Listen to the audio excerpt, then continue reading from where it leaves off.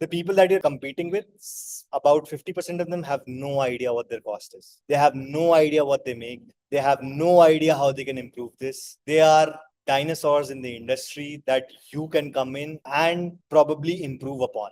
And at any point of time, if you go towards the dinosaur thinking that, hey, I don't really want to know what I make, I just want to know what percentages I do and not really involve myself into the business, it is a passive business for passive income. It's a full service business for full service income. You can make just a $50,000 a year if you want to be a passive income holder. You can also make something like $300,000 a year if you want to be a full service income. I see a lot of people saying you're going to buy a job with this. You're just buying a job with this. It's not bad to have a job worth 150K. And if it's your own business, why not? Like, why be afraid of this being a job? I understand that at the end of the day, people think of this is going to be an additional income to them, but this could replace all the incomes for them. So in my opinion, if you go towards a laundromat, go at it full heartedly, because only then you would know what it would make and what it would not make. Otherwise, it will always be a what if. And I think that removing that what if in, at least in laundromats, is something that everybody should try, because this is not a cheap business to own.